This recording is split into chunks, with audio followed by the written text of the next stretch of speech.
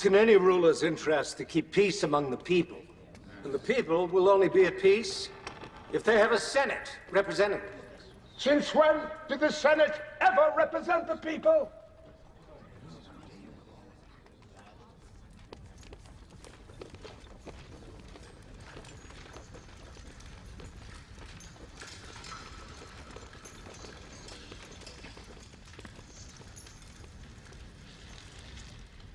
Caesar, why is your mouth hanging open? You have nothing to fear. You are not on my list. Sir, if I were on your list, and it were for the good of Rome, I would gladly die. Well, when you say that, I truly believe it to be true. So, I repeat, when did the Senate ever represent the people? I want the man with the humblest upbringing to answer me. You?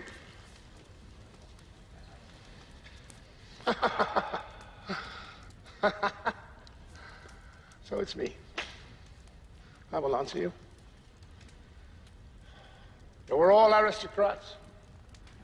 Your feet have never touched the ground, your arse has never touched a horse. How can you possibly represent the people whom most of you have never even met? We represent the people by preserving their traditions. If they think you want to be king... King? Did you say king? King? What would the name king buy me that I don't already have? Yeah, if the people know the Senate is still meeting to advise you... Oh, yes, oh, yes. Oh, they will. That is my fondest wish. So, I would not be a true Republican if I did not introduce a, how do I say it, a earthier element among your ranks. Gentlemen.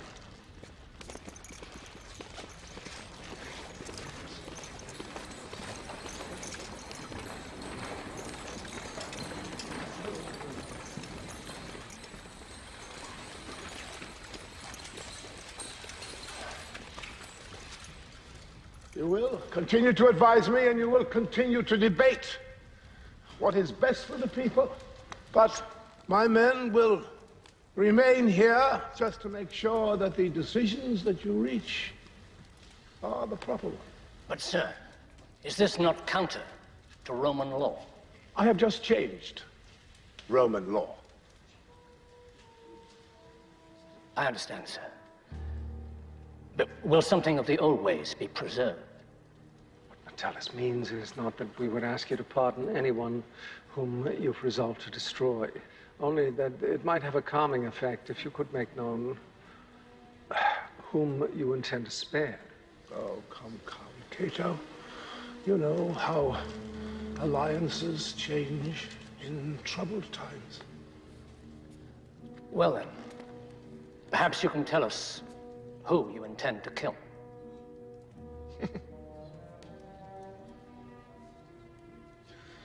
Well, let's begin with you. I was only asking what everyone was thinking. Well, I can't possibly kill everyone. So I will kill only you. I may withdraw that. But then again, I may not. I will let you know after dinner. But for your sake, you better hope the food is good.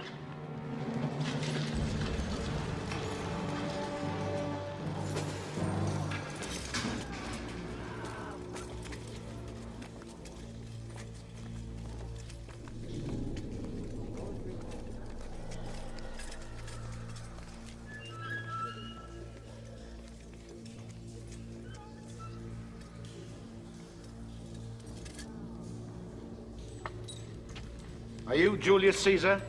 Yes.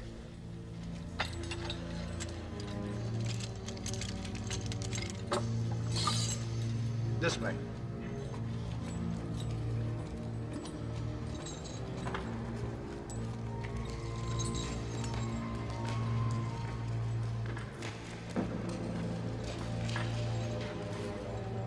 this way.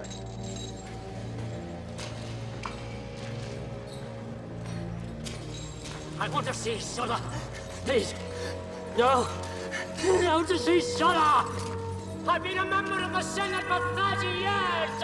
I want to see Sulla. Take me to Sulla.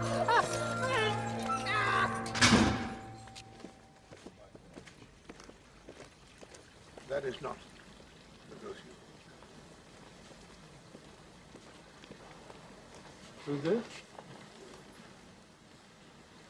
Julius Caesar. Ah. Nephew to Marius.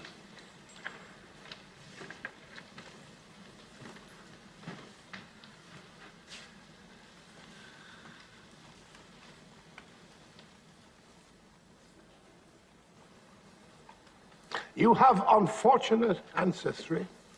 If you think it's unfortunate to be descended from the gods. Now, which god was that? The Julians are descended from Aeneas, who was... The son of Venus. Ah, yes. I recall Marius making such claim. There are many people these days who claim to be descended from gods. We have a crest which proves it. I believe you could have them fashioned in the marketplace for a couple of dinars. Why did you ask to see me? Your mother?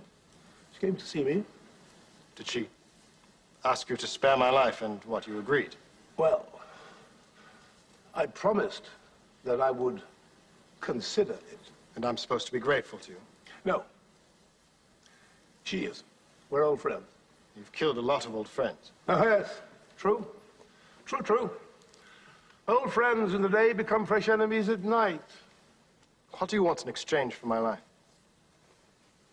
Why do you think I want anything in exchange? Men like you don't give things away for free. I'm not a man without compassion. I will help you if I can. First, you must understand the gravity of your crime. Cinna was my greatest enemy, and you helped him to escape. Did he? Of course not. He did escape my soldiers, only to be killed by one of his servants. My wife. She's well.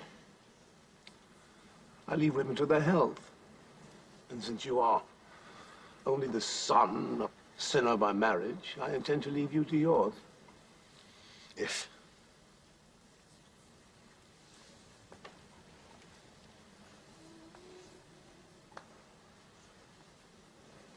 you divorce your wife.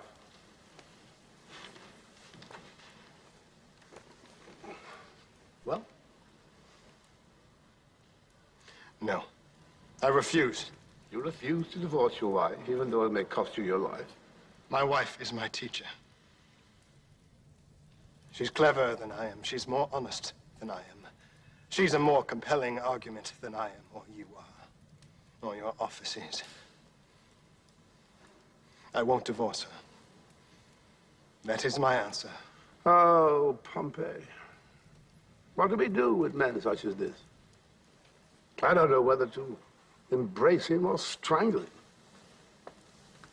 I think we should let him go. What?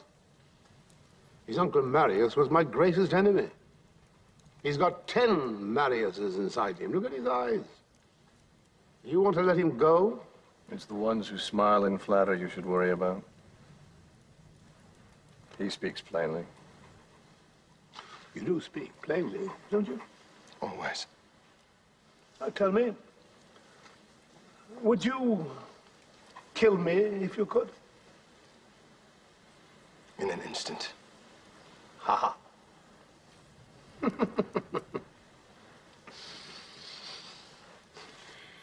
You can go. I said, you are free to go.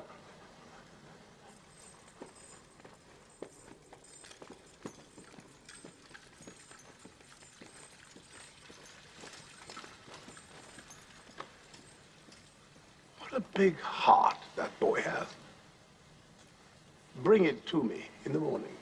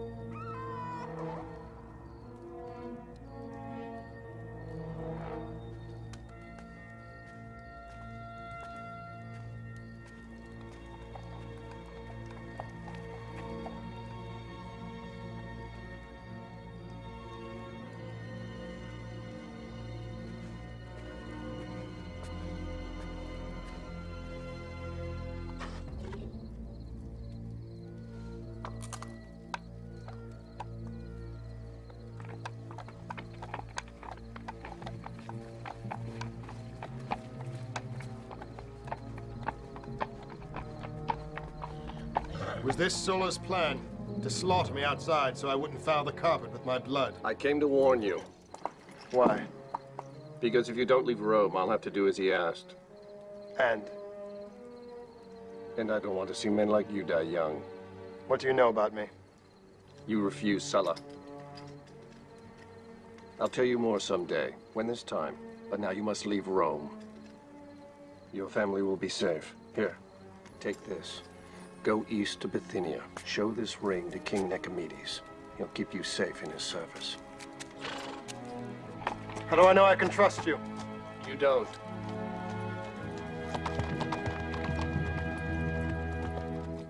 I will not hand my fate over to that man. So you'd let him kill you? And he can try if he wants. I am not leaving Rome. Why must you be so stubborn? Pompey himself came to offer you help. Why won't you accept it? He is Sulla's man. It could be a trick. Don't you trust anyone at all? Yes. I trust you. Then listen to me. You are not the heaven and the earth. You're just a man. And some things are bigger than you are.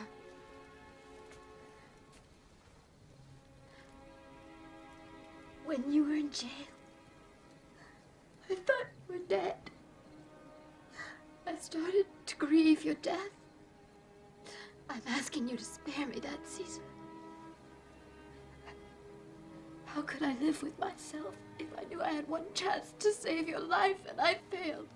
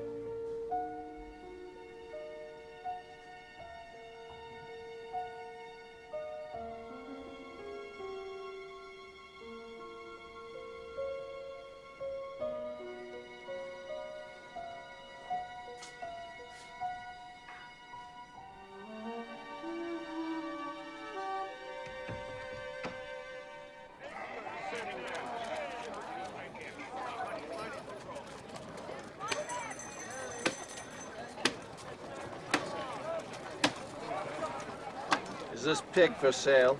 How much will you give me for it? 10 dinars. That's good money for a swine. He requires carving. Julius Caesar.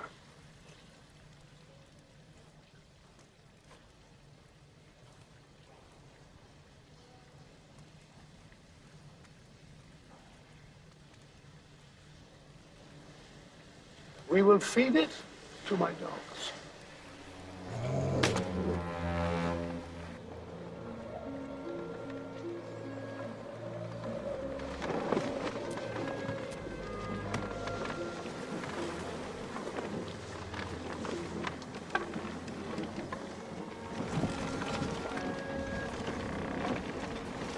That's the coast of Crete. The ruler there used to make up laws and then hang them so high that people couldn't read them. Then if they broke the law, he'd show them no mercy. Today the shores are infected by pirates. We need to anchor for the night.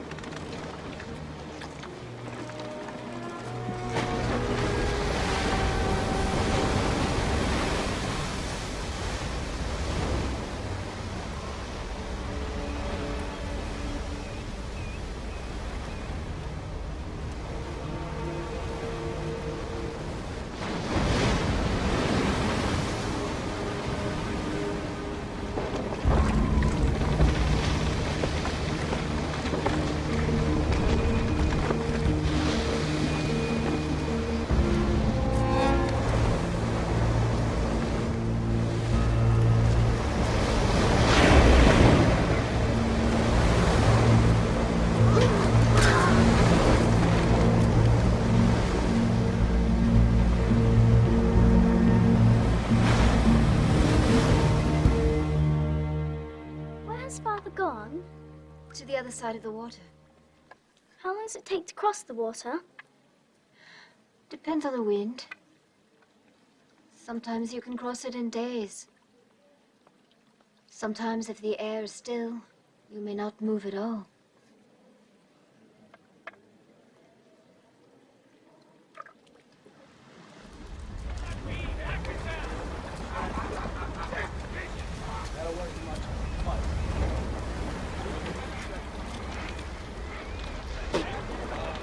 You don't like the ropes, huh? We can use nails. That's the Roman way, isn't it? What kind of ransom do you get for a Roman these days? 2 talents. But I'd pay 3 to watch a Roman drown. You get 50 for me alive. And who would collect it? They would.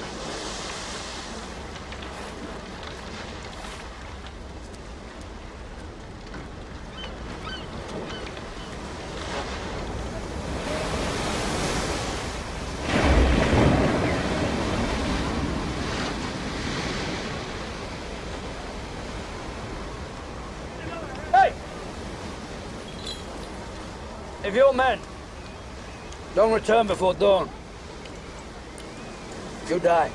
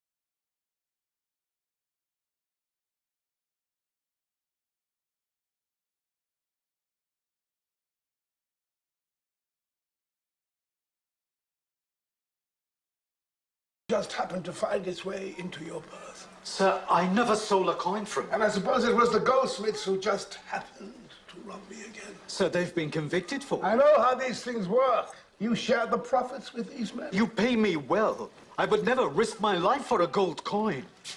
This is the magistrate's testament. The goldsmiths have confessed. Flavius had nothing to do with it. Are you trying to tell me that a man who handles so much gold never put a piece into his pocket? He's been proven innocent. This needs your signet. Strangle him? Wait.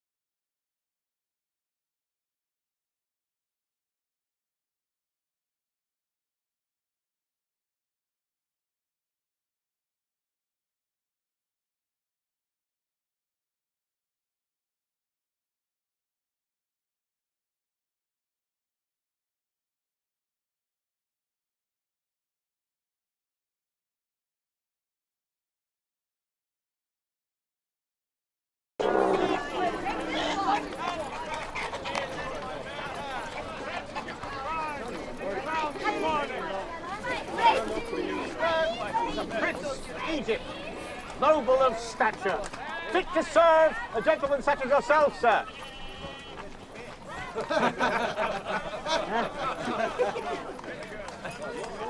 Ah, yes, sir. This young girl, new from the north, will have special ways of delighting their masters, and young enough for you to teach her a few of your own. Oh, no. No, sir. He's hardly able to lift a bucket of wine unassisted. He'll disagree with everything you say. He's unfortunately skilled in the arts of the tongue. In what arts of the tongue are you versed? In the arts of Euclid and Aristotle, the arts of verse. I can recite much of Homer from memory and all of Pindar. The arts of politics and the state, logic, metaphysics, epistemology, rhetoric and sophistry. Sophistry? Now, doesn't that mean you know how to tell fancy lies? There's great power in ambiguity, sir. But not all men use advantages to wicked ends. Are you experienced teaching the young? Yes. I'd much prefer it to teaching the old. Why is that? Because they exhibit more wisdom.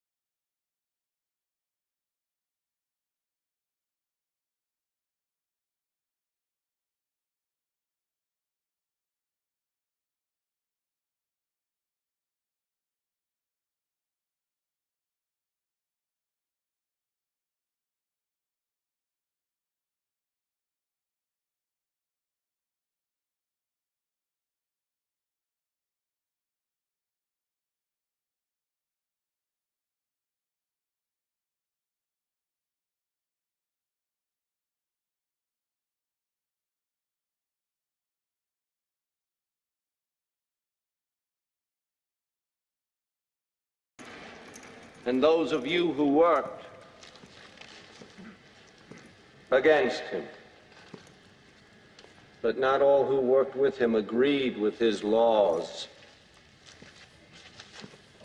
I therefore propose that the rights of the tribunes be restored, so that once again the people can be fairly represented.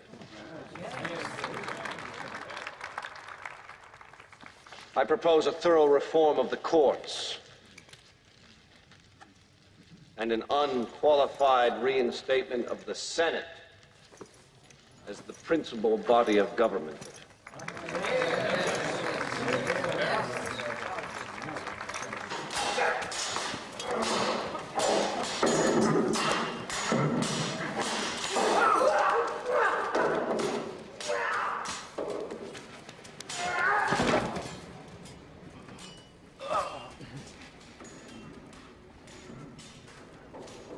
Caesar. It's good to see you, fresh from another victory. Oh, he lets me win. He makes me feel old. I'm glad to see you made it back safely. I hear you met with a number of obstacles. Yes. Fortunately, your friend Nicomedes has proven to be a great ally. I never had a chance to thank you for saving my life. You defied Sulla. He told you to divorce your wife, and you said no, even though you knew it meant certain death. That impressed me. And it reminded me of something. You see, my friend, Sulla once told me to divorce my wife. And unlike you, I obeyed him. I left the one woman I loved. Life is full of lessons. So, we've taught each other a thing or two. Tell me how to get where you are now. Don't tell me I was wrong to hope you were spared. See, I have something to give to Rome. But I have no voice. If you want a voice in Rome, win the people. Speak from your heart. And when you make a promise, keep it.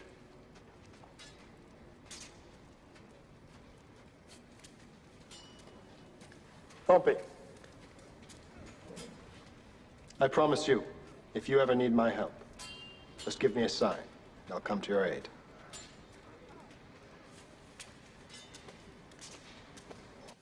Man. Andros. Woman. Grin. Slave. From memory. Why do I have to learn Greek? Because it is the greatest culture the world has ever known. Better than Rome? Much. So is a Greek slave better than a Roman free man? I'm content to be what I am. You can draw your own conclusions from that. But you'd rather be free. Well, all men would rather be free. Because then you could do what you wanted. I can do what I want to do, even as a slave. And some men who think they are free are not free at all. They are bound by their own poor ideas. But if you're my slave, I would set you free. Juliet. Father! Don't set him free, I'd have no one to educate you. He could educate me just the same if he was free. Oh, yes, but then I couldn't afford him. Sweet gods, come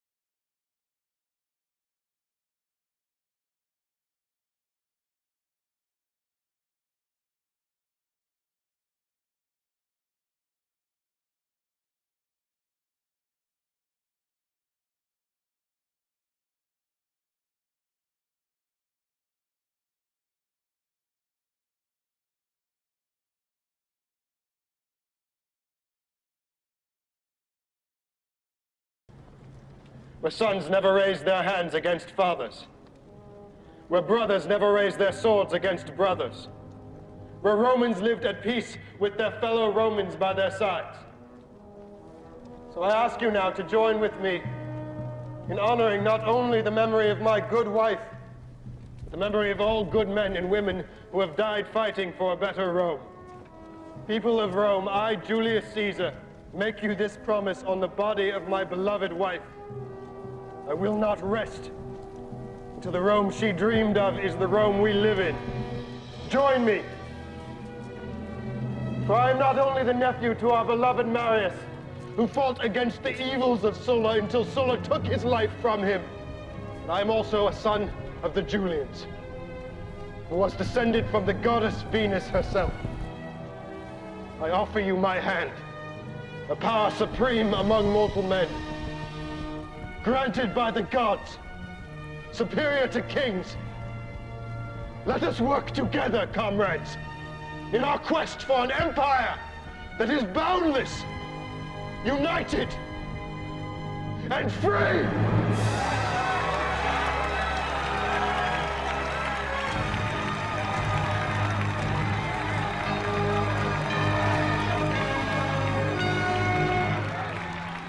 We shall have to watch him. Or use him.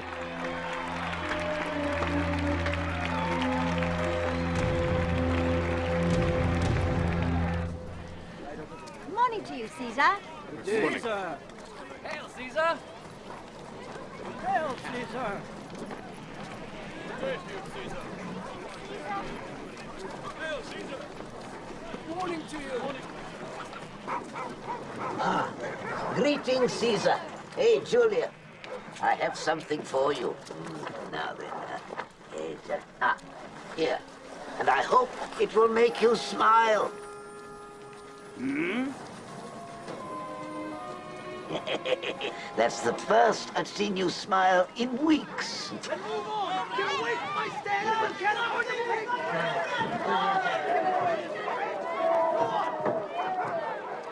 Stop it, all of you! There is nothing he can do about it! What happened? The price of bread is tripled. There is no grain in Rome. Why? Because the grain supply from Egypt was cut off by pirates. Half Rome is without bread. The city is close to panic. Only the very rich can afford bread. We must fight the pirates now, or Rome will be crippled forever. So I propose that Pompey be given legions to attack this problem, once and for all. It's not a question of whether or not we fight pirates. It's a matter of how. I propose we equip 10 small armies to fight the pirates at different parts of the coast. So the pirates can destroy Rome one troop at a time? The pirates are a bunch of uneducated hoodlums. I hardly think they could withstand a Roman assault of any size. Let's talk about the way things are, gentlemen, and about the way we'd like them to be. I can attest to the threat caused by these scavengers. I was a victim of one of their assaults myself. Then perhaps you'll regale us with your sea stories, Gaius Julius, in the tavern, after the work of the Senate is done. The work of the Senate is rarely done. You see, there are not thousands of pirates in our waters, but hundreds of thousands. And not all are rogue bands preying on single vessels. There are pirate admirals, sea kings, with thousands of ships and troops more skilled in naval combat even than our own. Pretty speeches like this won't even cook our lunch. No, speeches do as little work as the Senate. How dare this arrogant newcomer insult this august body? August and plump, bibulous like your own body. Fat from idle chatter and inactivity. Enough, enough, enough! We have a man in our company who can resolve this conflict with the pirates. But do we honor him with that duty? No. I'm with Caesar. We have no bread. Now, are we a great empire, or are we going to be ruled by outlaws? To perform this commission, Pompey will have to be given an army twice the size of the one Sully used to take Rome. Have we learned nothing from the past?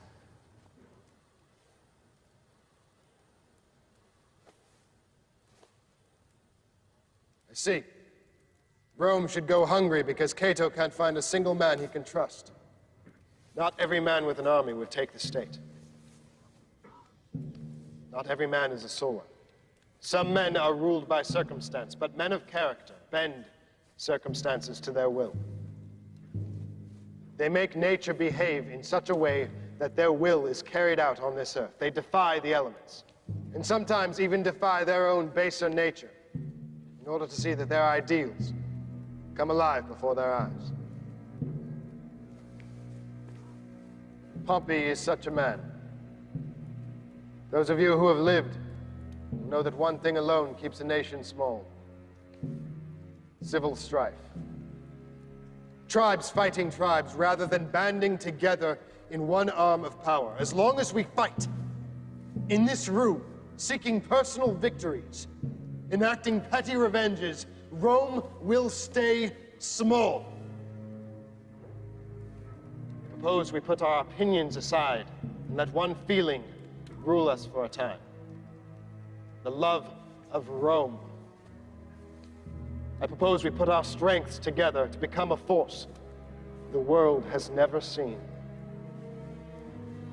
I propose we let a man, a single man, lead us out of the dark. I propose Pompey. All those in favor?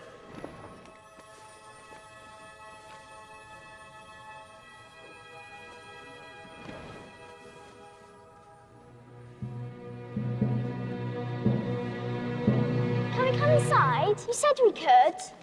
Why? There's nothing but a bunch of dusty old senators in here. Is the consul in there? Yes, this is Consul Gnaeus Pompey. And who is this? This is my daughter, Julia, and Apollonius, the wisdom of our household. Well, Julia, your father has just proved to us he'll have my job one day. But don't think it's all fun. Why? Because he'll always have these men around him. They're silly looking, aren't they?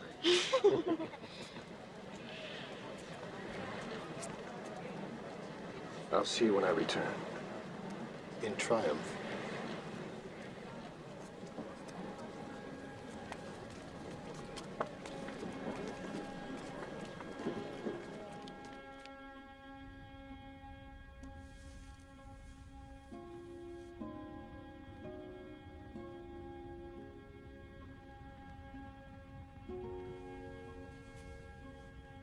Apollonius says that when we die, our soul goes to a place where everything is perfect.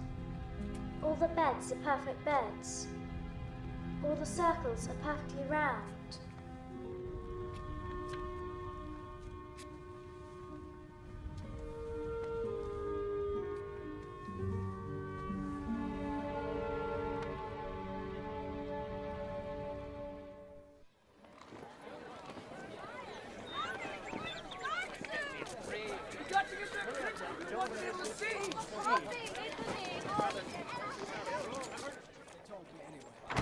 Julia. Oh. Julia, look at you. Brutus, wake up and tell Julia how beautiful she looks. Beautiful. Do you like it? All dressed for Pompey's triumph. Has Apollonius returned? I wanted to talk to him about Plato. No, he hasn't returned. I'll bet he ran off to fight with the rebel slaves. Those rebel slaves are not like Apollonius. They aren't educated men with happy homes. Well, we had a Moorish cook who ran off a month ago. We heard he joined some rebels and that he was made commander. From cook to commander, it's so inspiring. You talk as if it's a game. I don't. Think about it. At least half of the population of Rome is made up of slaves. And what would happen if they all decided to rebel? It would be the end of Rome. Rome had to act. What do you mean? Pompey. He defeated 20,000 of them on his way back to Rome. Well, who's going with me? None of you wants to join the Consul of Rome, hmm? No offense, Father, but do you really think we're going to trail along with your lictors around? Rome's greatest general returns, and we want to be free to run and follow him. Run, yes, run. Go enjoy yourselves. Come on. Thank you, Consul. Brutus, you going with them? I wanted to return this to Apollonius. What is this? Ah, yes, Plato's Laws. Did you read it? Yes. And? And Plato thinks that democracy is doomed to failure. He thinks that a state should be run by a dictator who's become enlightened through experience and learning. I don't think Plato would get along very well with your Uncle Cato. Brutus! Come on! Come on! Hurry and catch up with your friends. You'll have to come along with me. See you at the ceremony. Hurry up! Goodbye, Father. Ready. Good time. Know what I heard?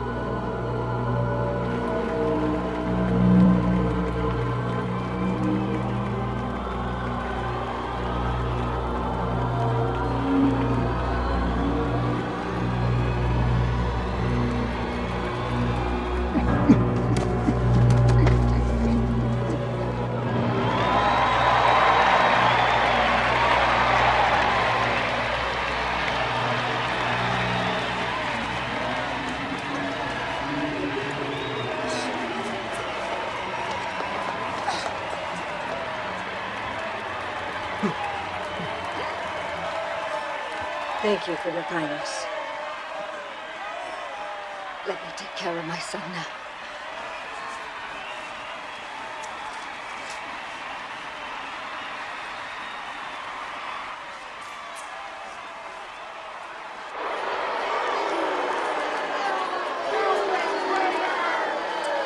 Who are these people? Prisoners. Pirates? Pirates and slaves. Rebellious slaves.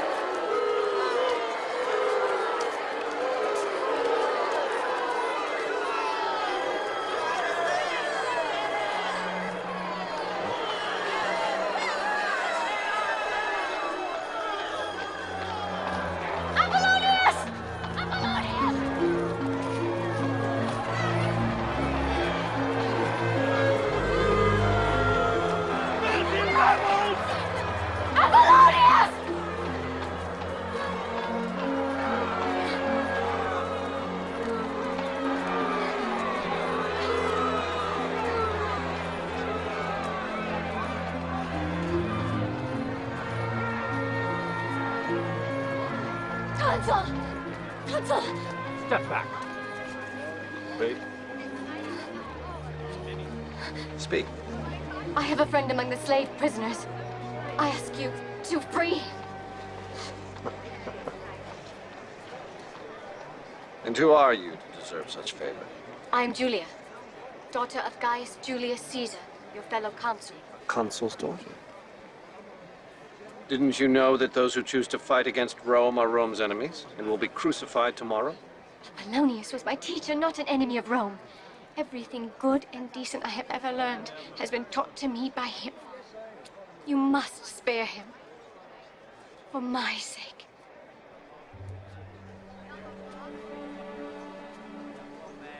Consider your wish granted. Take her to the holding pens and release this slave Apollonius into the custody of his lawful owners. Yes, sir. Thank you, Consul. Thank you.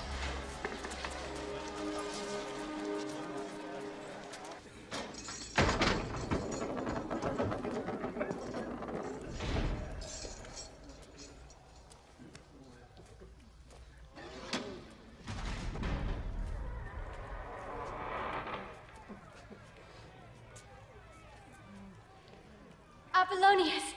It's Julia.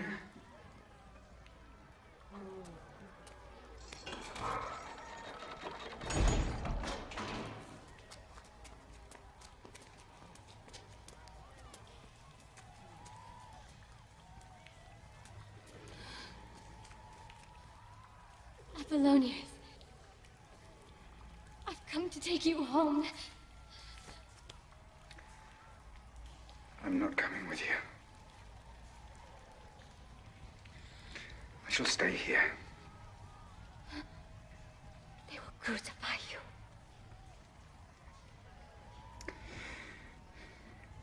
You have grown into a fine woman.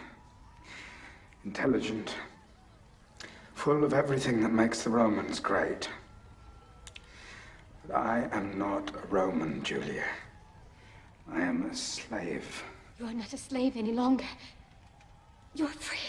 I am freeing you now. Freedom is not something you can be given.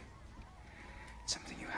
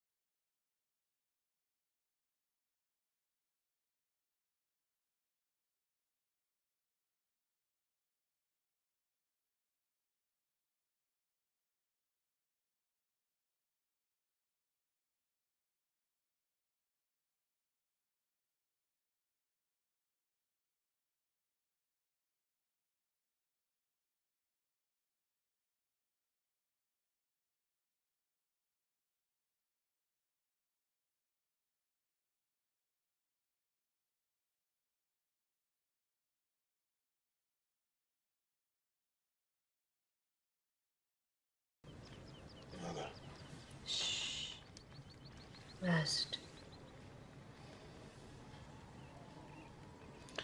Something happened to me there. It's an affliction, no more, no less. Your grandfather suffered the same spells and lived into old age. I mean something else. Before it happened, I was watching Pompey. He's been a friend to me. And we speak together easily, like brothers. Yet we couldn't be more different. He's a great army leader. His provinces make him the richest and most powerful man in Rome. Your father wanted you to be a statesman, and now you're a consul of Rome. That would have been beyond his dreams. I need an army. To turn yourself into a Pompey?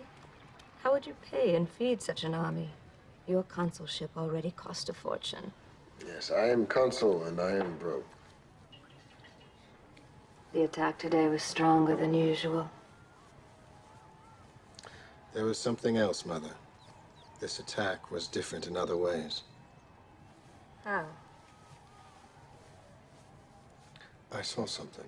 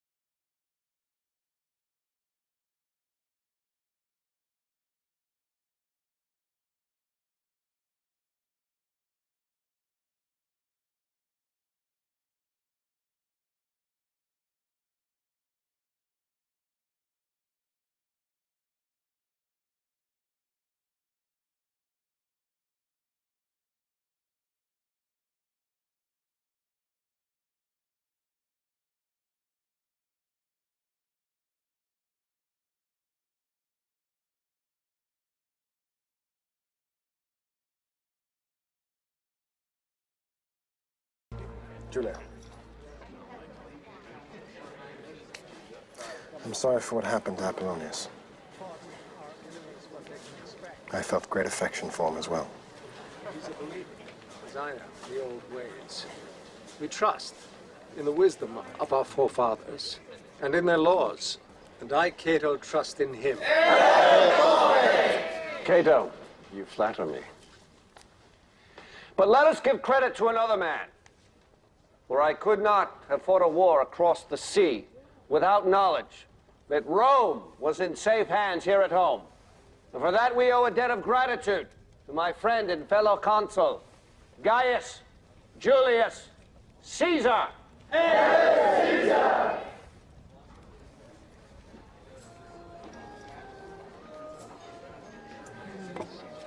This is my daughter, Julia. Yes, I know, we've met. It would honor my house if you would give us a recitation.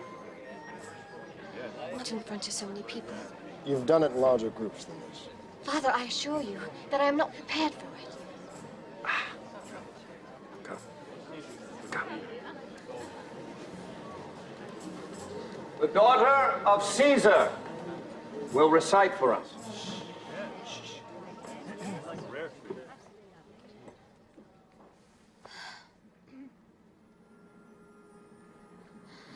Tonight, stand beside me and praise with me a man dear to me and to the gods, mightier in victory than the kings of Mycenae, with their golden-haired horses, and stronger from war than the battle ghosts that ride the shores of Troy. Hear me, sons of bold-headed men. Hear me sing the victory of a man dear to me and to the gods.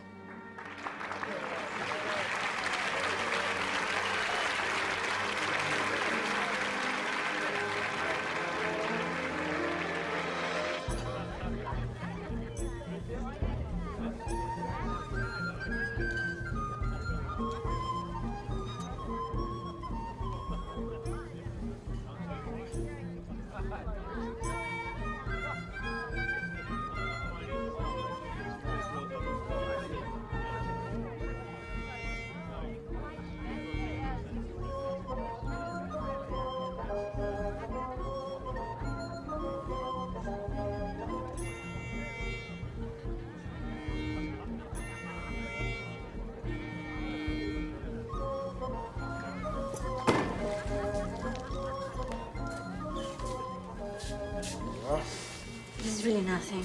No, it's not your fault. I'm not sure whose fault it is, but I assure you I will find out, and he will be punished severely. Thank you, Consul. You're very kind. What's your name? Calpurnia. From which house?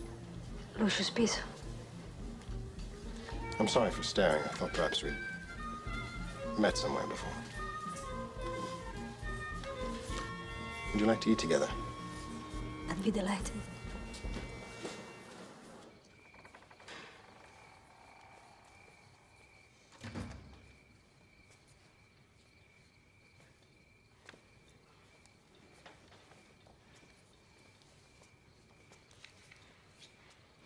What hour do you call this?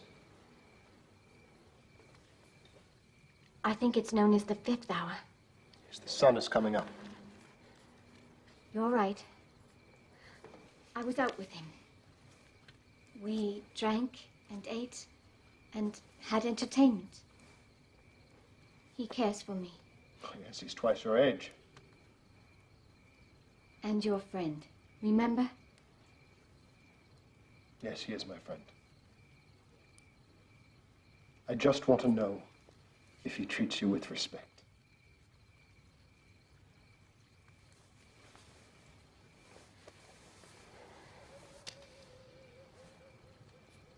I like him. I do. I don't love him, not yet, but that may come.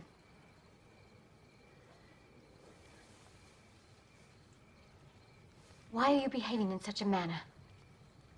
He's consul. He's the first man in Rome. He has legions.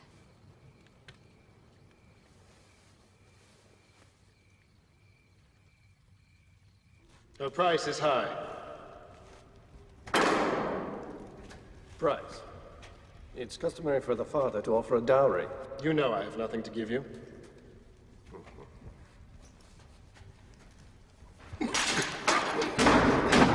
I accept. I want a commission. Gaul. Gaul? It's taken. By Cassius. I need a victory in battle. You're not experienced enough in warfare, and you need legions!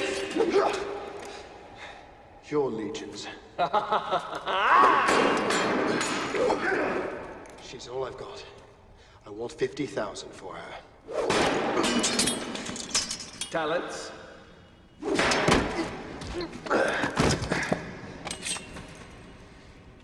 Soldiers.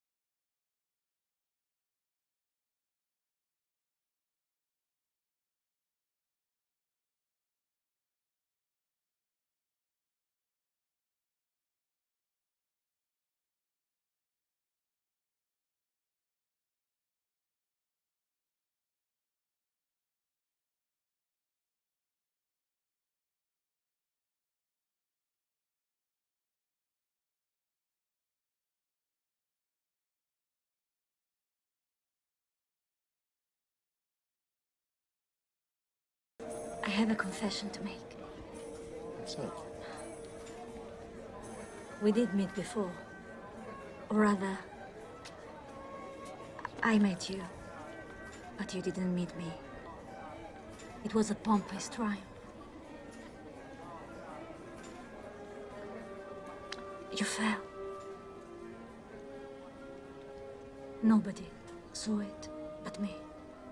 I held you to make sure you didn't hurt yourself. Thank you.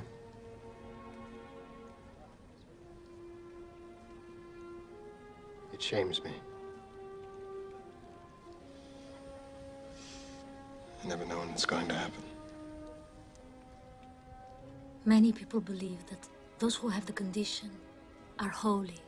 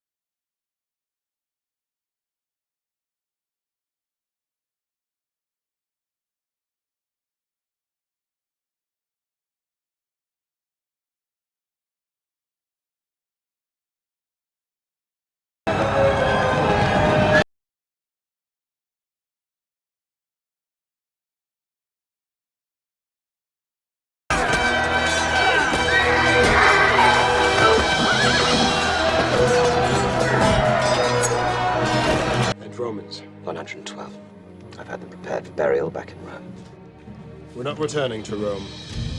We're going further north. There's a lot more of Rome out there. It just isn't called Rome yet. They're almost out, Gary!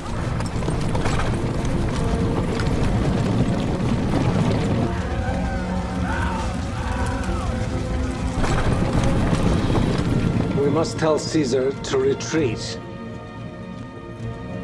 What I gave to Caesar, I will not revoke.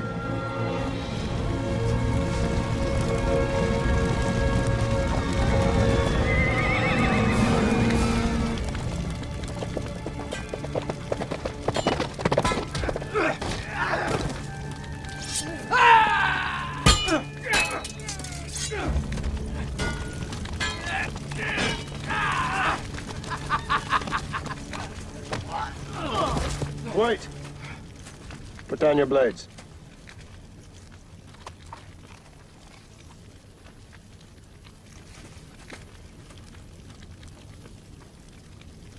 Why have you come here? This land is ours. You have no right to be here. What is your name? Vercingetorix. You stayed to fight alone? This is my house. I've built it with my own hands. You'll burn it down.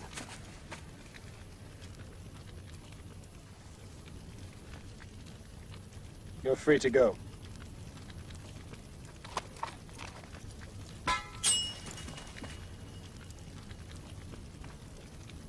Give me a horse. You heard him. Give him a horse.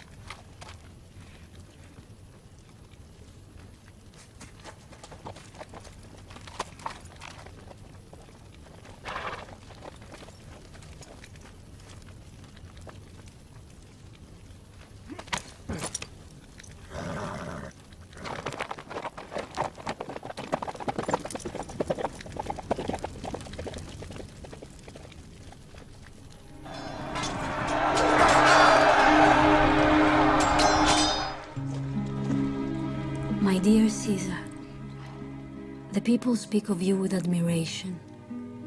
Some call you the Great, as they called Pompey. In the market, people sometimes bow to me as I pass. It will also delight you to know that a marriage that began as an advantage has blossomed into romance. Watching Julia and Pompey together delights me and saddens me that you're not here. No one could be prouder to be your wife, Caesar. But after so long without you, I fear I'm getting used to my solitude. Come home soon, my darling. Until then, I will be waiting. Caesar has killed 300,000 Celts. He attacked peaceful villages. Villagers who pay taxes to the Roman state. It's beyond toleration. This is how you thank a great Roman general? Caesar sent 100,000 slaves back to Rome. Are you saying you haven't taken any of them? Oh, if they hadn't come from him, I would have got them from somewhere else. Pompey, you have to be wary. He's been away 3 years fighting with your legions. He's doubled their salary. They are totally devoted to him. My lords, as Cicero has put it so well, strain every nerve for the preservation of the state. Look in every quarter for the storms. They will burst upon you if you do not see them in time.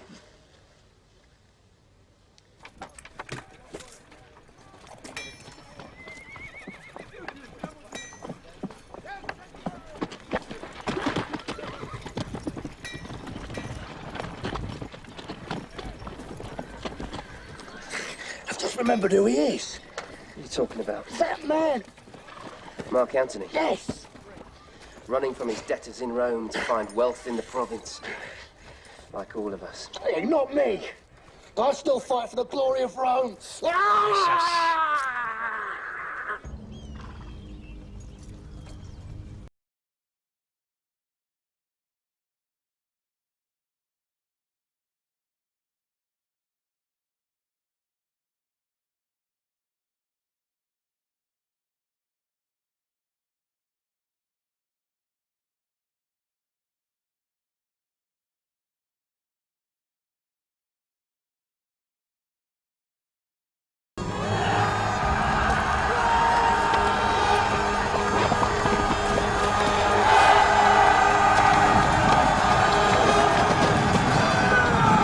Cavalry's been attacked.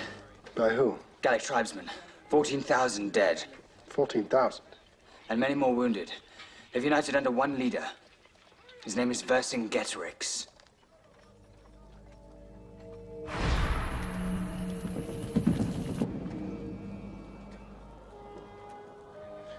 Where can we find him? In Alesia. How long is the march? 8 days.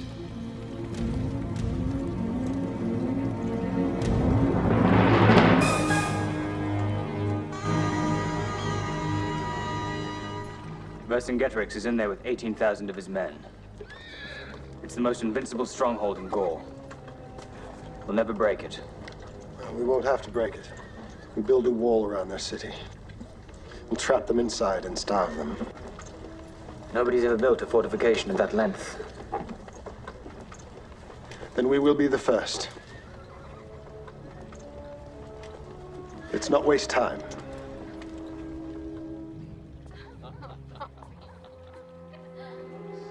What do you think? Here to see Pompey. This one.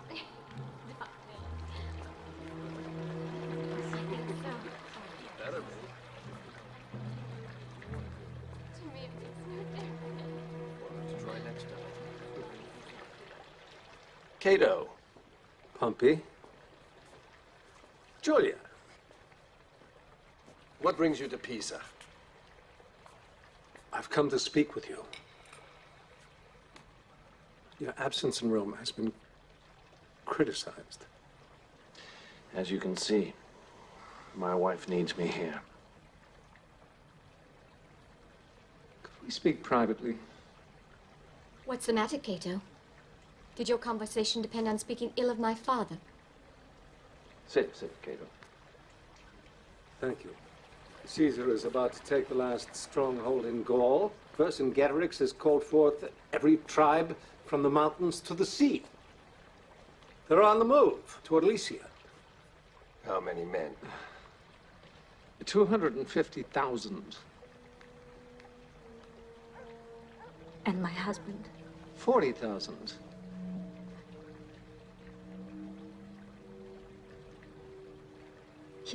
He will survive. He has survived these many years. He's never been up against so much. Is this true? Will my husband lose this time?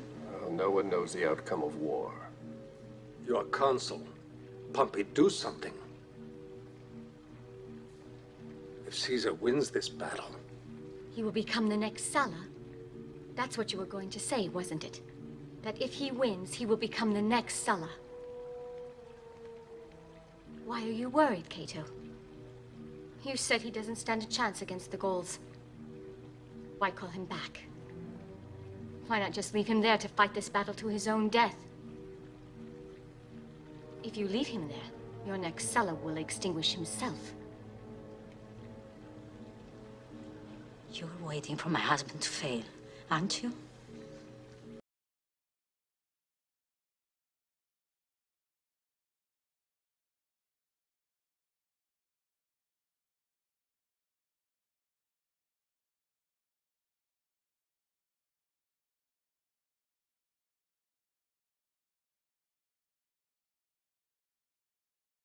Calpurnia.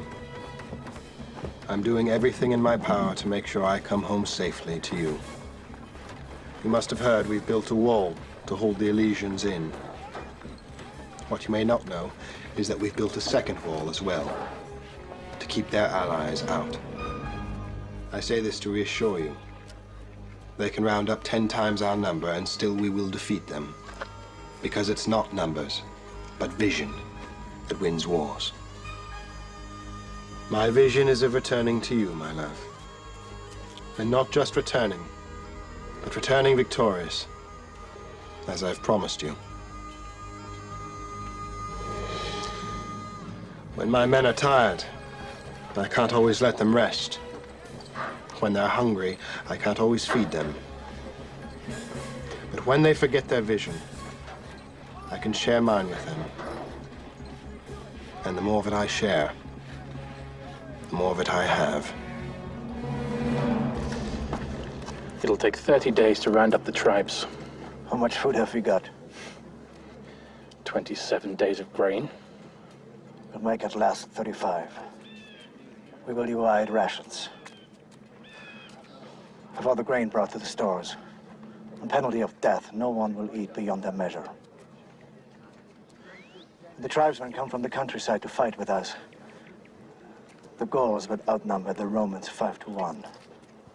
If we succeed, we could destroy the Roman presence in Gaul forever. If we fail, we'll be their slaves.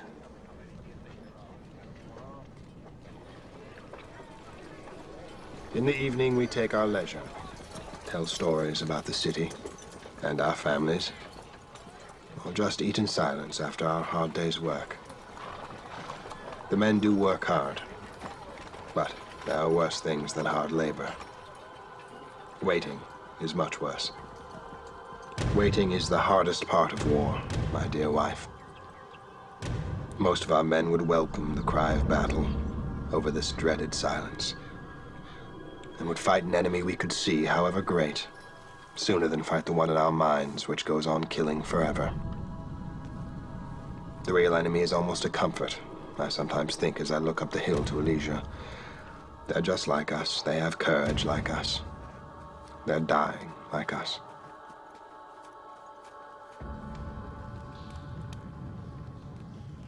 The tribe should have been here by now. If they don't come, we'll have to fight on our own.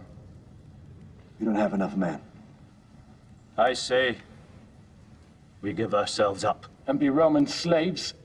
If we die, our gods die. At least if we live. In slavery? In any state. If we live, we can perform that service to the gods. We can keep them living for our children. You think the gods would want us to keep them alive so they can be worshipped by slaves? If we have nothing left to feed ourselves with, I say we do what our ancestors did. We eat the elderly and the infirm to keep ourselves alive.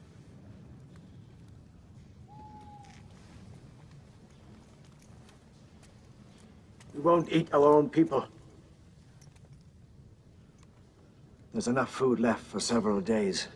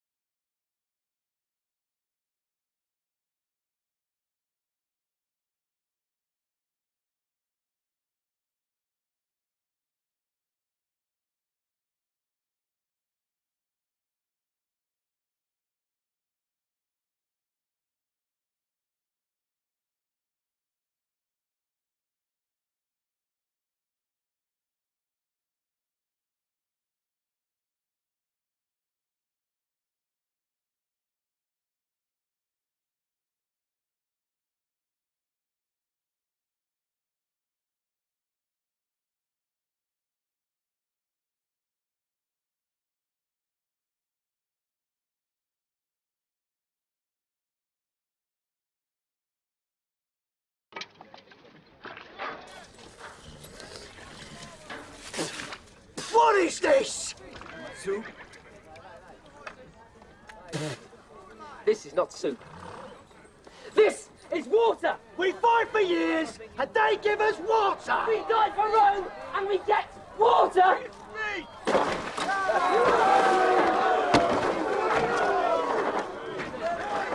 Stop! No!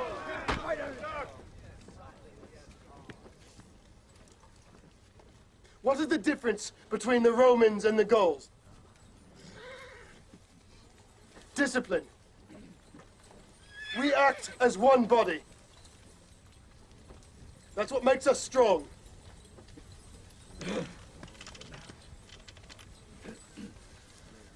You think I eat well? Well, you starve.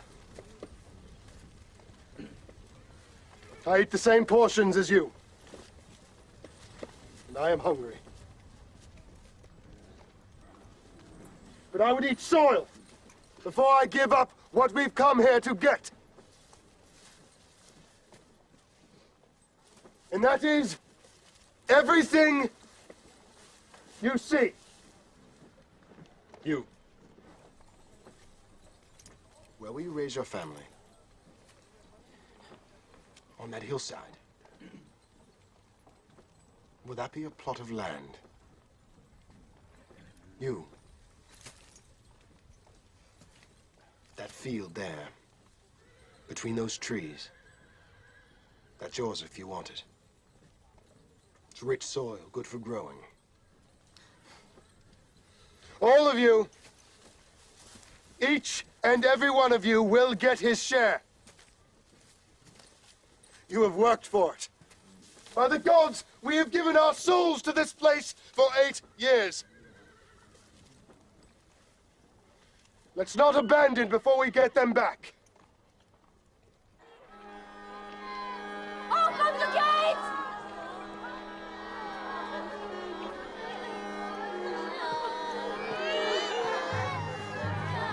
I told you before, and I tell you again, this war of Caesar's is a crime. He's waging war on behalf of Rome. We commissioned him to fight the Gauls. Not all of them! He started fighting the insurgents at the borders and moved on to murder peaceful Roman allies, Gauls, who paid taxes and tribute to Rome. I fear the gods, gentlemen. Caesar is not Sulla. He's not fighting the Romans. He's fighting the Gauls. He's not threatening us. We are threatening him. When Caesar was consul, how many times did he push through a law without having it ratified? He has no respect for us. Something had better be done, and right away. I propose we do nothing at all. Cassius. You say all of Gaul is rallying against him? He can't possibly win against such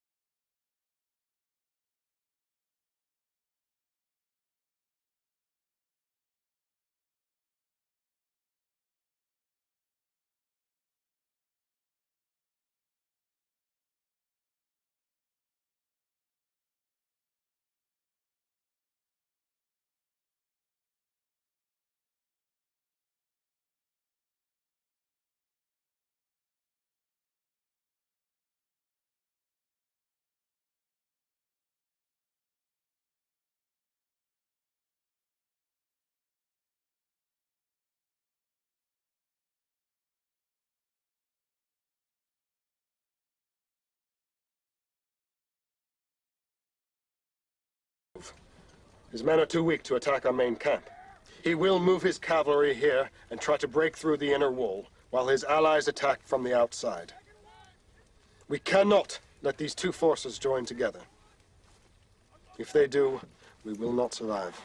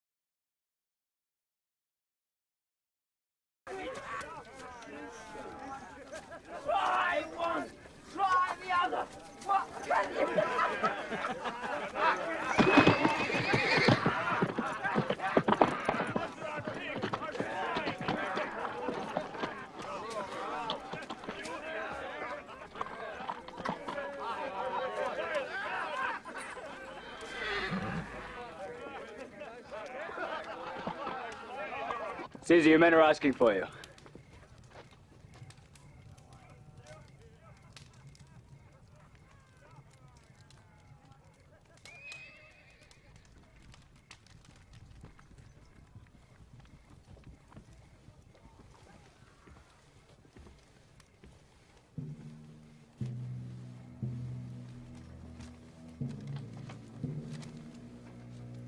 It is with great sadness that I write this letter to you, my dear husband.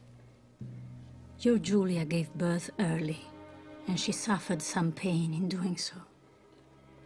The doctors were there and did what they could to ease her suffering.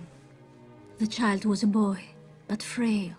Their efforts could not save him. He looked like you, Caesar. There was nobility in his face. Your daughter struggled to sustain this tragic birth, but in the end, she could not. Pompey has kept himself from the Senate, preferring instead to pass time in no company. He walks around the graveyard again and again, keeping fresh garlands on her tomb.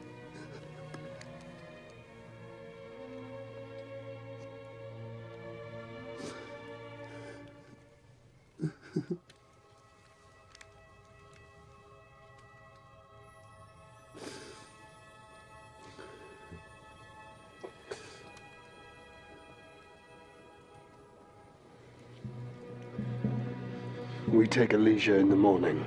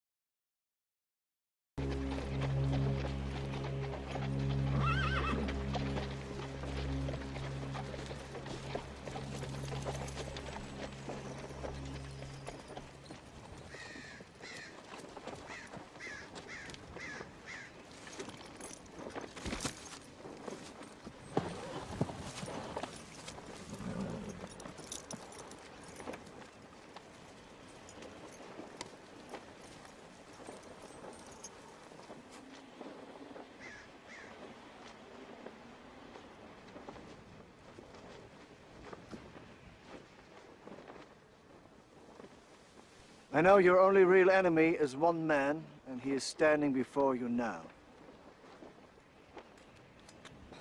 I'm giving myself to you, Caesar.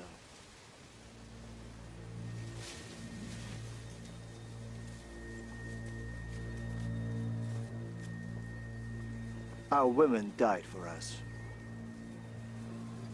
I give you my own life, so that you may let my men live.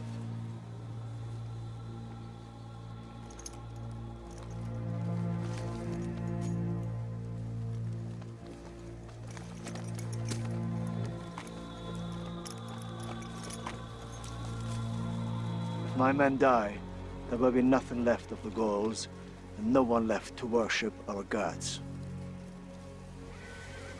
I beg you,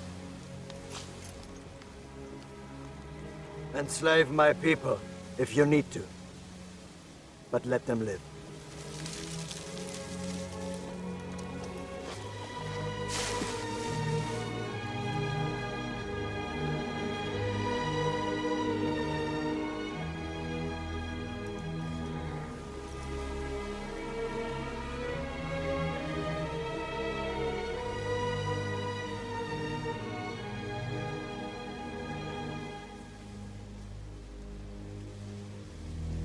Men will live.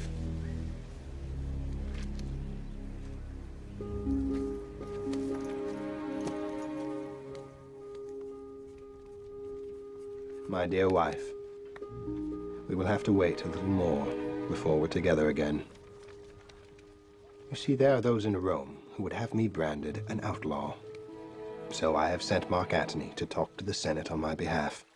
Since there has never been a soldier with an army such as mine who returned to Rome without taking her by force, I, too, must be planning such an assault. But my crime is worse, because I return not in dishonor, but in triumph. And this the Senate cannot tolerate. How long ago did Sulla ride into town with his army, breaking the sacred Roman law stating that no man must bring armed men past the Rubicon into Rome? How fresh in your memory does bloodshed have to be for you to show caution? Caesar has done more for Rome than any other general in its history. How do you respond? You strip him of his consulship, in his absence, without explanation. He's more than doubled the size of Rome in the last 8 years, and what do you ask him to do? Lay down his arms. It is not Caesar who is the criminal. It is this Senate. This Senate represents the people of Rome. This Senate represents its own interests. Sulla said almost the very same thing. If he said it, he was right. But the difference between Sulla and Caesar is the people feared Sulla. Caesar they love. You know nothing of the people's feelings.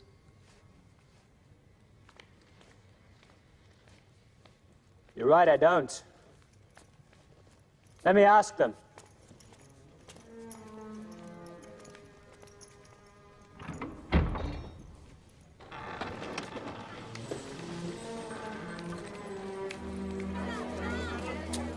People of Rome, I come to you with questions from Caesar. He needs to know what you want, so he can better serve your needs. The Senate says they represent the people, but the Senate wants Caesar to lay down his arms and return to Rome as a man, not as a soldier. And when he arrives, the Senate will find him guilty of crimes against the state. Caesar's crime is spending 8 years in battle outside of Rome, with none of the comforts we all take for granted, and with a daily threat to his life. Why? So he can bring wealth to the Roman people. Temples, libraries, holidays and games are all funded by Caesar's levies in Gaul, yet what do they think in the Senate?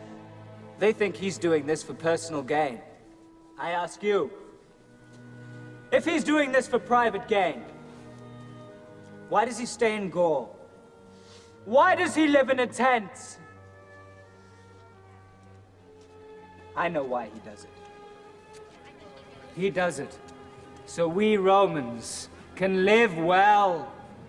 What are you going to do about this? Whatever these men may think, some of whom have never been up on a horse's back, I have never known a man tougher on the enemies of Rome, nor gentler to its friends. When I call myself a Roman, the thing that makes me most proud is to share that title with one other man, A man whom it has been my privilege to fight beside. A man who has shown time and again that he loves his own life less than he loves yours. His name is Gaius Julius Caesar!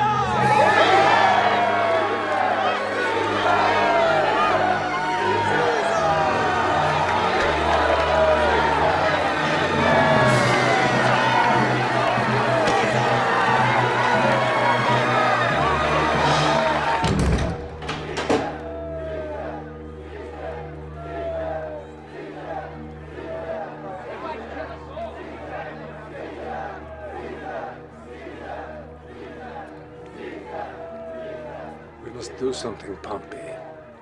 Caesar could march on Rome at any time. I'm not going to wait for him to come to us. I'll gather our troops and attack him before he sets foot in Rome. I'm going to wipe him and his legions off the face of the earth.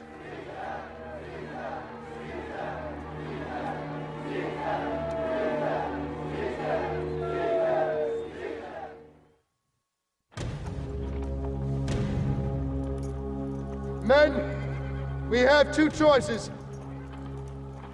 We can be slaughtered by the army Pompey is amassing against us.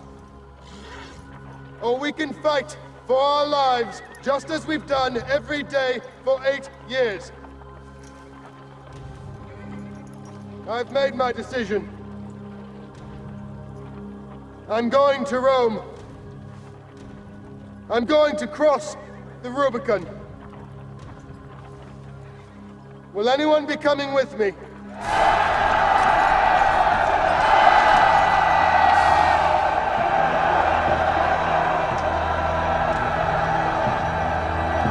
Rome! Let the dice fly! My legions from Spain should sail to Ostia from the west. The Thracians will come to us from the north. And from the east, the Macedonians. Caesar's on his way to Rome. How far is he? 4 days from here. That's impossible. I heard it from Bibulus himself. Caesar has passed the Rubicon.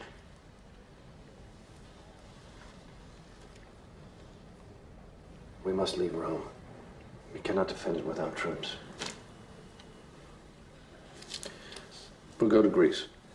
We amass what strength we can, and then we take him in Rome itself.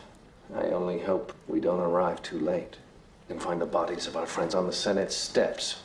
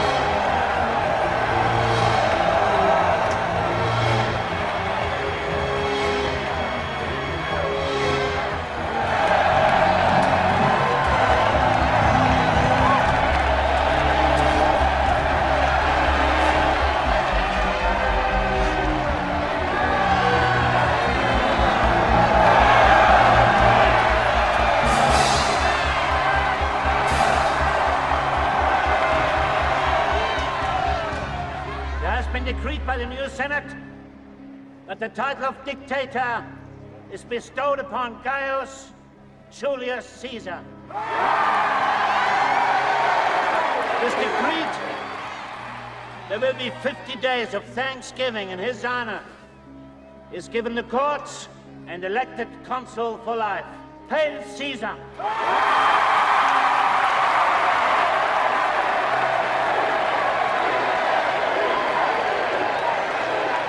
You treat me as a king. But I assure you that is one role I shall never adopt. For I am Caesar and only Caesar. It is for this crown alone that I conquered Gaul.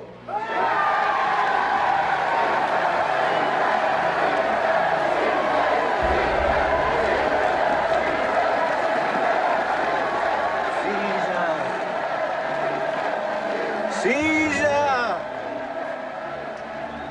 Beware the Ides of March! The Ides of March! Beware!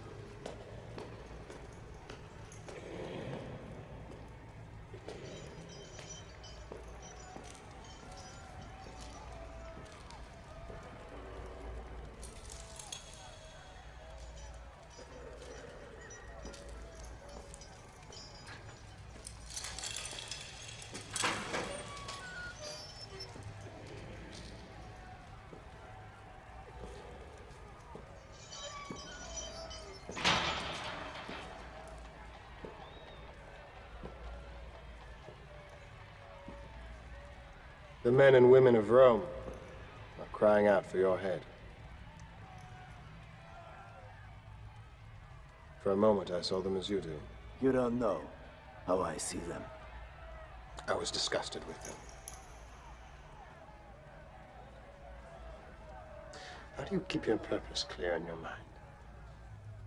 When I met you in your village, I could see that you had your purpose clear in your mind, and it was pure. I can see that it hasn't changed. What did you do to preserve it? You want to know? Yes. I only fight my enemies. You think we are similar, don't you? That's why it pains you to see me die. But we are very different, you and me. I know when it's over, or when what's left isn't worth having.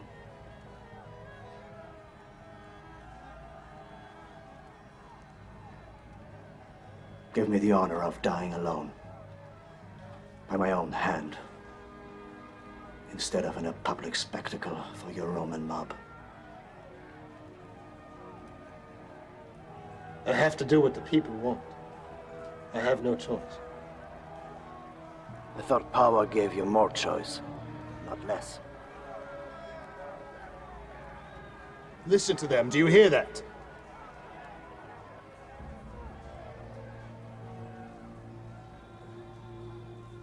I don't hear anything anymore but the voices of our women.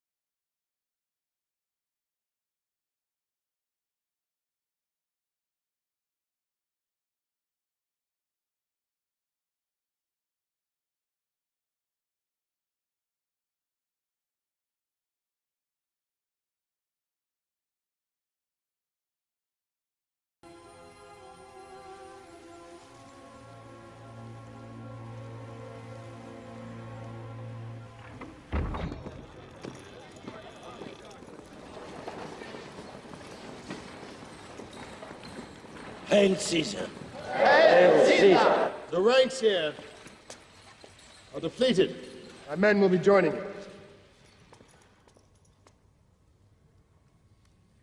How shall we explain to the people?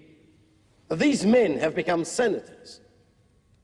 They haven't been selected by the traditional means. The law has changed. And keep in mind, the people trust my judgment.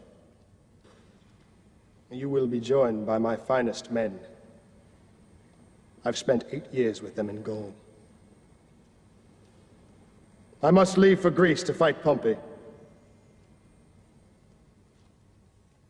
I'm leaving Rome in Mark Antony's capable charge. Do we have no say in this? I don't want to distract you with bureaucracy. I'd rather leave you free to argue matters of the state.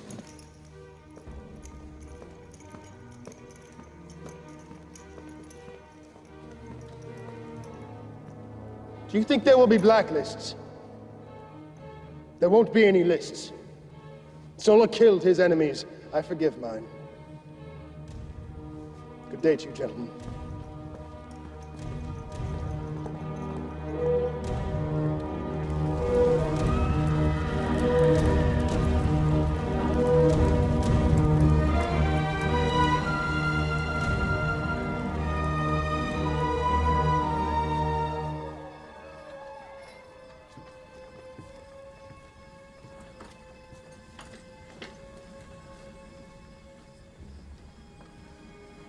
They left in a hurry.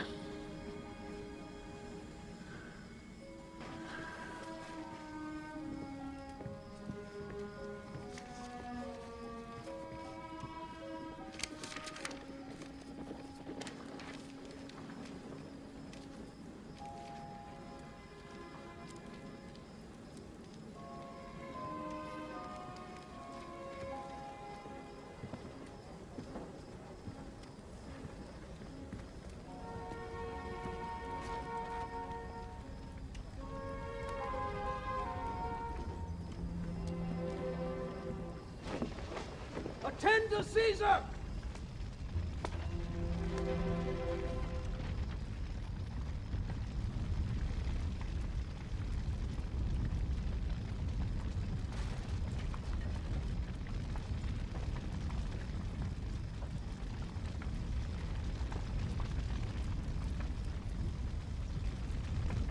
I did not cross the Rubicon to kill old friends. I did it to protect myself against my enemies. I'm hoping we can secure ourselves through mercy and not through vengefulness. You're all free to go. And so we owe our lives to Caesar. Did you say something, my old friend? I thought I heard you speak. I'm grateful for your clemency. Brutus, come dine with me.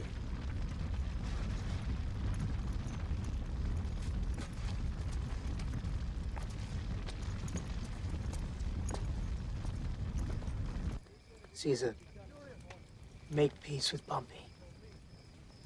For years, his only hope was that one day you'd rule Rome together again. With what? With Julia, uniting you both.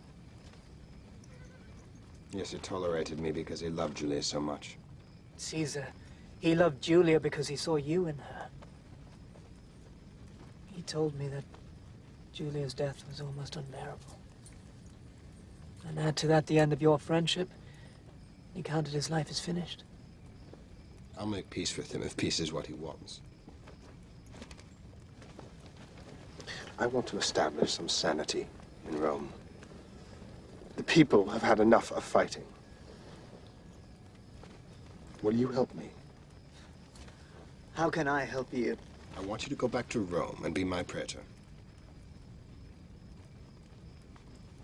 If peace is what you want, then it'll be my honor to serve you.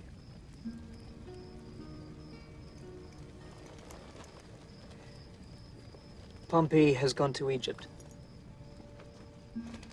The king died, leaving the throne to be squabbled over by a 12-year-old boy and an 18-year-old girl. Ptolemy and Cleopatra. I don't know which one I trust less. Help me ready the ships. I'll follow them in the morning. You don't need to take troops with you. Pompey has gone to Egypt alone. The troops went to Utica. With your Uncle Cato? Yes.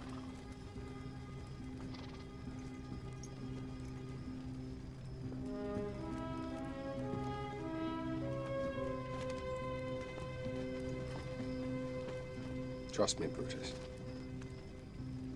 Whoever wants peace will have it.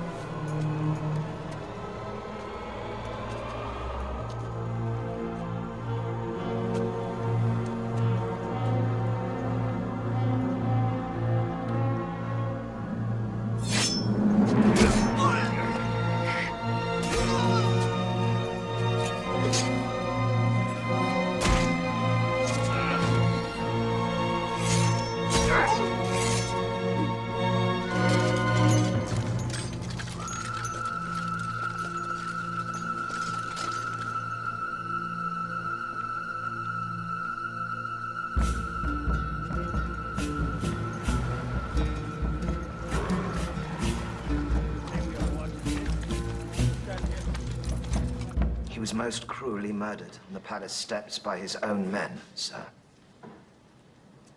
It has been rumored that they were bribed by Pothinus. By Caesar.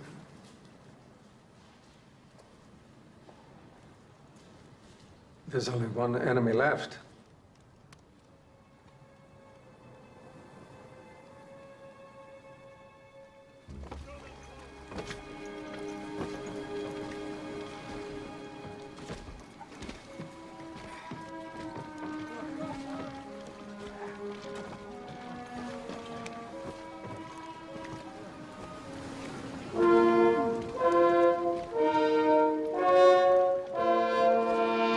I am Pothinus, chief of the ruling council. In the name of King Ptolemy, I welcome you, Caesar. Well, the king is very generous, but as you can see, we haven't brought any horses. This grain is for your men, sir. My men will eat indoors, Pothinus. I'm sure you'll put us up very comfortably in your palace. I'll tell you the truth, Caesar. Ptolemy fears for his life. There's been a great deal of discord in Egypt, so he has forbidden all visitors. You, of course, are very welcome in the palace. And my men. And your men. Pothinus, you wouldn't have anything to do with helping the king make his decisions, would you? The king is a boy, sir. Forgive him, and forgive me. We are your allies and your servants, great Caesar. We only have the interests of Rome in our hearts. Bring out the gift.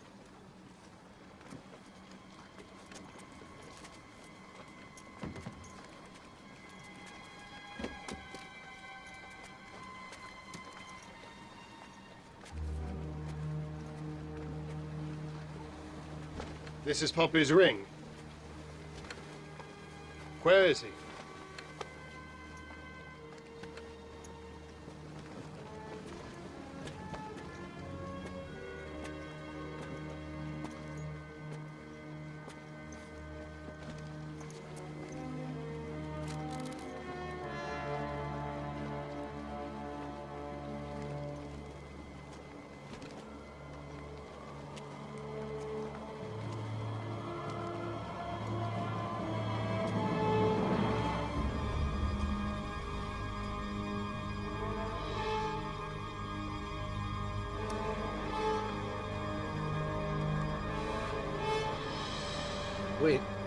thought you'd be pleased.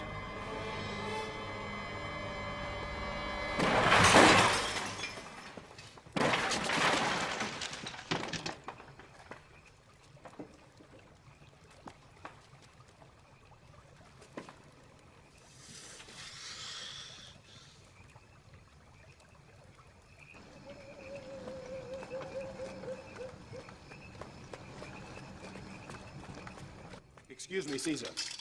There's a servant with an urgent message from Cleopatra. Bring her.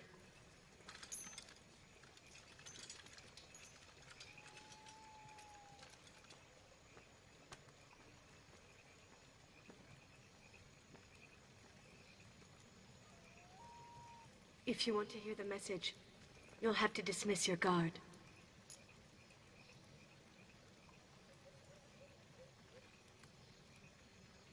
What word from Cleopatra is of such importance?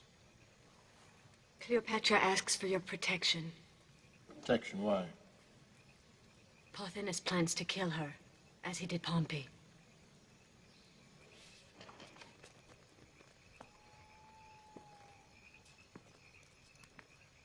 Is that why you're disguised as your own servant?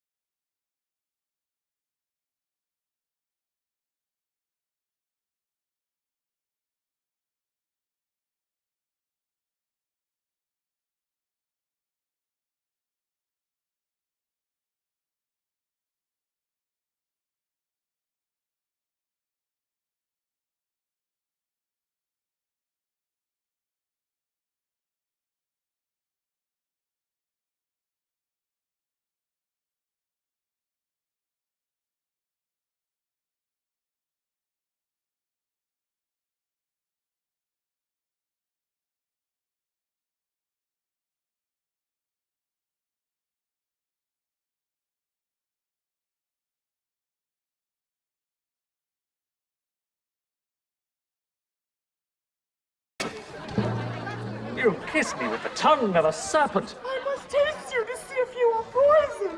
And am I? No, but I can taste gall. Will you stay with me in Egypt, Caesar? What does Egypt have to offer that Rome does not? Have you heard of the Fertile Crescent? Is it a region down below? Indeed it is. But what grows there? I believe the region fertile enough to hatch a king. If you doubt it, try planting something there. Only promise me one thing. When you return to Rome, you must be faithful to me. But I'm married. I'm already being unfaithful with you. What's faith in marriage compared with faith in politics? In marriage, you give yourself to a woman. In politics, you lie like several. You think that her influence is evil? No one is more ambitious than she is. And she'll do anything to achieve her ends. Some say she's a witch. I think you've been skulking too long in the dark. If Caesar wanted to be king, would you prevent it? He doesn't want the crown. What if he did? Of course, I'd do anything to keep the kings out of Rome. At least with Sulla, the tyranny ended with his death. With a king, the ring can be passed on to a son, and to another son forever. Our ancestors knew too well what that was like. And your ancestors fought to send the kings outside the city gates and would stop at nothing to free Rome from them. And so would I. That's what we hope to hear you say. Is this just conjecture? I've heard nothing about this except from you. They're all talking about it. Brutus. They say there's nothing between him and the crown but Cato, your uncle. Caesar promised me that he would never kill Cato. Do you think Caesar's incapable of breaking a promise? And is it worth trying him in a matter of such urgency? If Cato is killed, and Caesar wants the crown, then I'll be the first to oppose it. But I will not prepare myself against him until there's proof.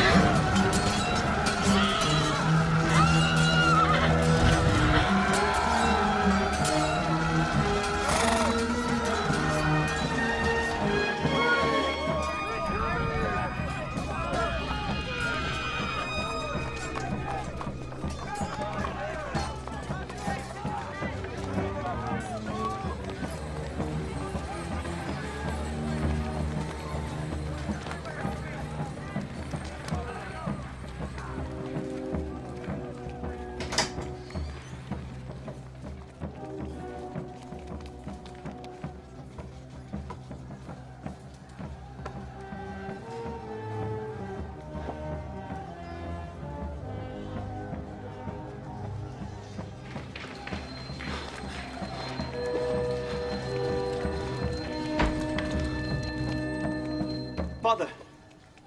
Where's my sword? I had it removed.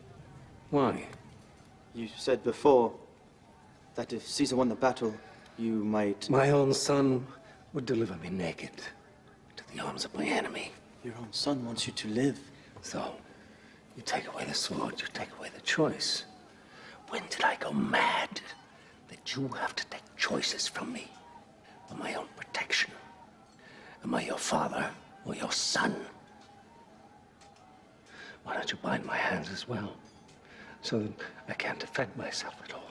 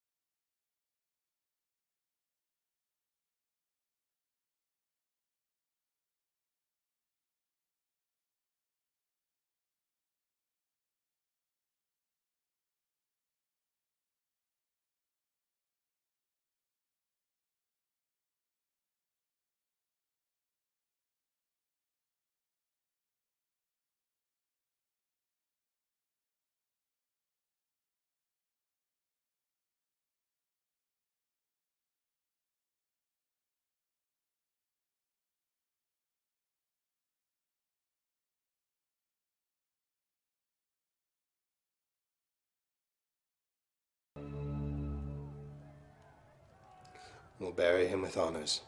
I'll bury him myself. Let the state celebrate his life. Which state? Rome? The Rome of Caesar? To accept your honors would defile my name. And on behalf of my father and my family, I decline. Now I'm asking you to leave this room.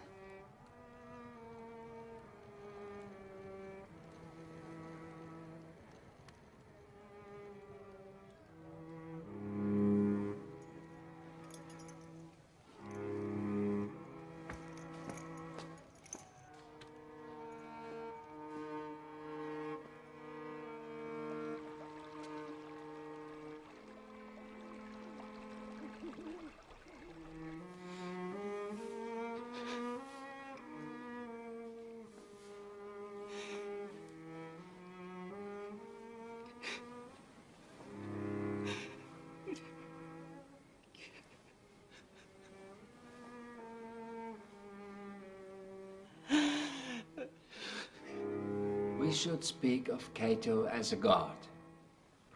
He killed himself so he wouldn't be brought down by the hand of the lesser man, Caesar.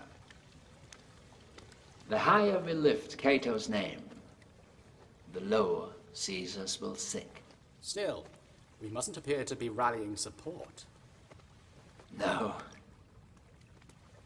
No, it's an art to plant ideas in the heads of others. And a man is never so resolved as he is when he thinks a conviction is his own. That's why we need Brutus on our side. He wouldn't be mixed in with the cause if it weren't a good one. They listen to him.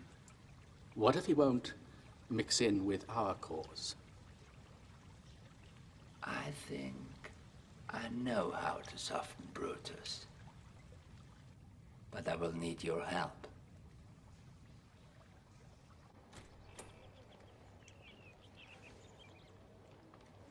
There's no peace in the world like in my house. Calpurnia. Won't you greet your husband with a kiss? Dismiss them.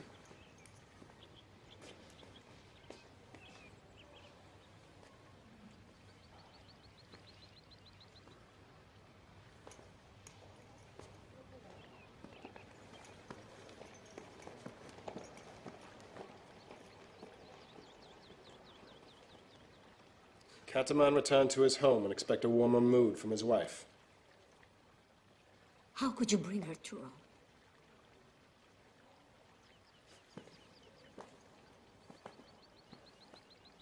It was for the good of the state. Cleopatra rules a large part of Africa. And all of you. No one rules me, Calpurnia. Not Cleopatra, not even you. No, all I want is the love that you promised me when we married. You can't have it. You can have my obedience, you can have my loyalty. But I cannot love those who dishonor me. No one can dishonor you. You're right. I dishonored myself when I gave my vows to you in marriage. You made a good marriage. You're Caesar's wife. I should have married a man other than Caesar. That would have been a good marriage. So I wouldn't have had to watch my husband perform for Egypt every night in order to keep the riches of that land flowing into Rome. Between you and Cleopatra, I don't know who is the concubine. Retain your dignity. There's a limit to what I'll hear from you. I have no dignity left. Perhaps I ought to buy some. Maybe I should learn, like you have, that it can be bought and sold. What's the price? What's the price of consulship these days? What's the price of being king? When did you hope of bringing a vision to the people become this lust for power itself?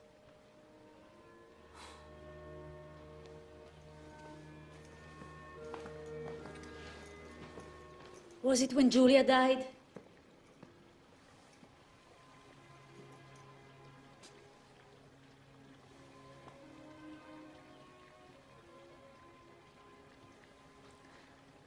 I have nowhere else to go, so I'll stay here. But I'll live apart from you, not as man and wife. May the gods forgive me for breaking my marriage vows, as I pray they forgive you for breaking yours.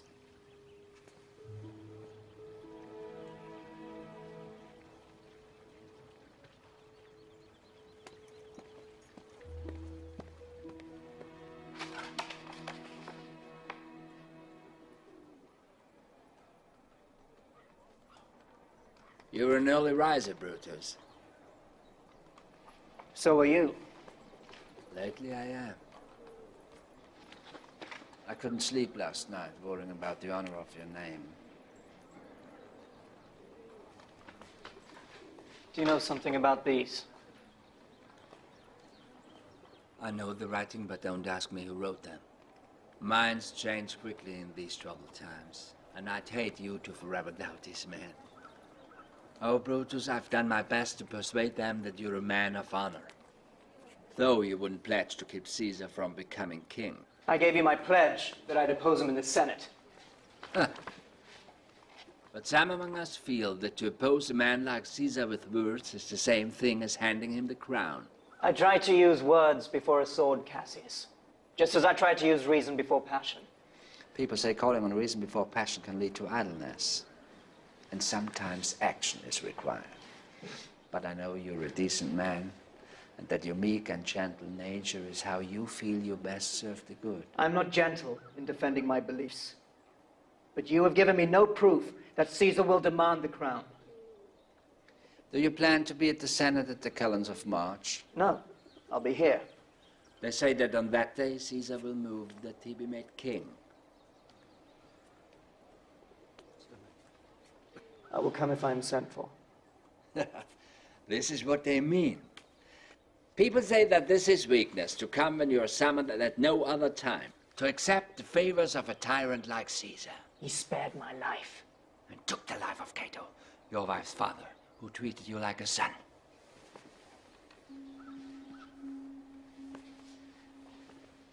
Hath she ceased her mourning? No, and neither have I. So you're grieving over Cato's death? Cassius, yes, I'm grieving. But private affection and public duty are not the same thing. And yet they say that in your grief you just weep and say prayers and fill your wife's drinking cup and go to bed. And when Caesar comes to you tonight, you'll be like his boy, filling his cup as well. Who is saying this? Who? I don't act for Caesar. I act for Rome. Always for Rome. Brutus, I've done everything to convince them that you're a man of action and that you love Rome. I've spoken in your behalf many times, singing your praises and condemning those who speak against you. But some men have ideas. They think highly of those who gave their lives to expel the kings from Rome, your ancestors. And they were only men, not gods.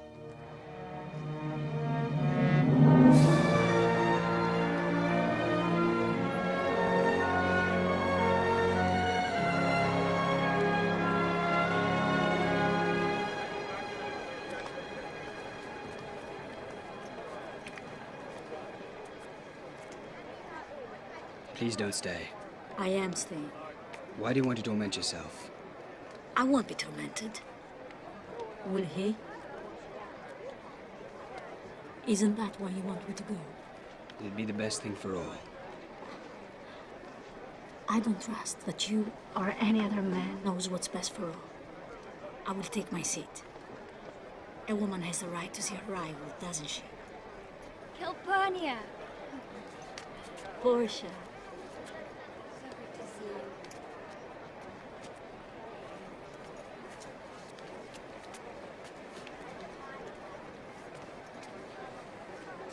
Romans! We are here to celebrate the return of Caesar! His return, not only with Her Majesty Cleopatra, but with Egypt itself, for he has transformed the richest land in the known world. It is now not only Egypt, it is Egypt, and it is Rome!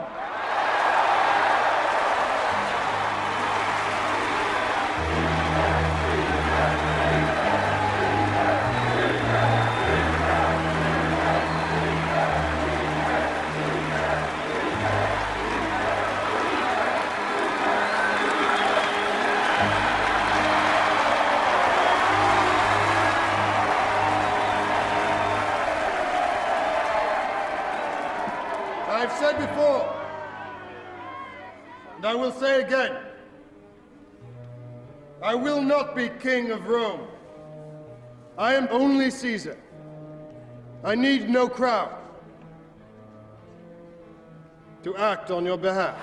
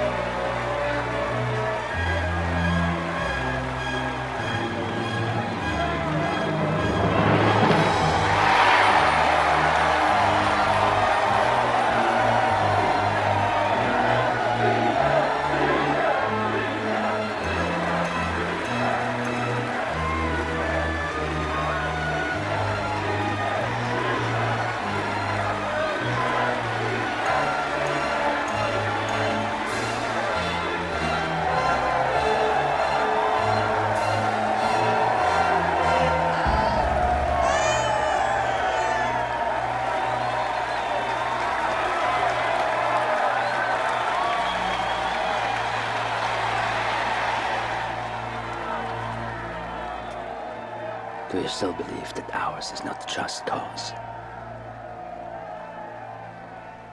I'm with you. We have to act soon.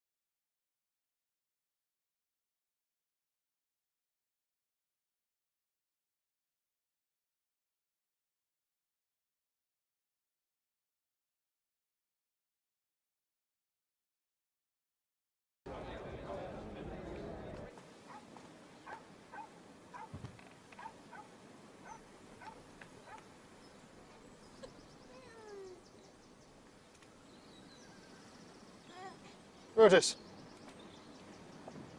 why are you pacing like that? I'm concerned we'll be late.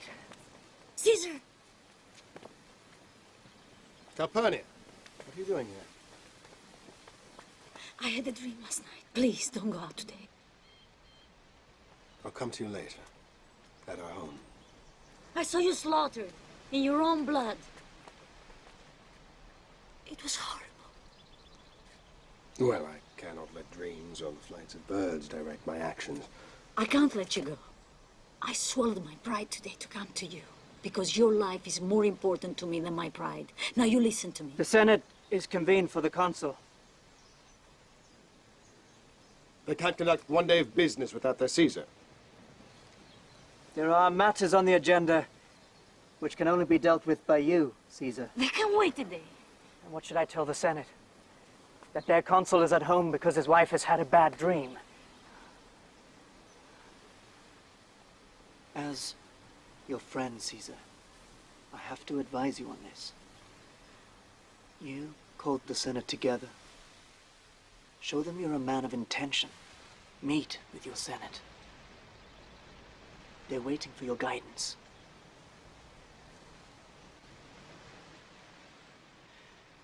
I'll be with him, lady. I'll never leave his side.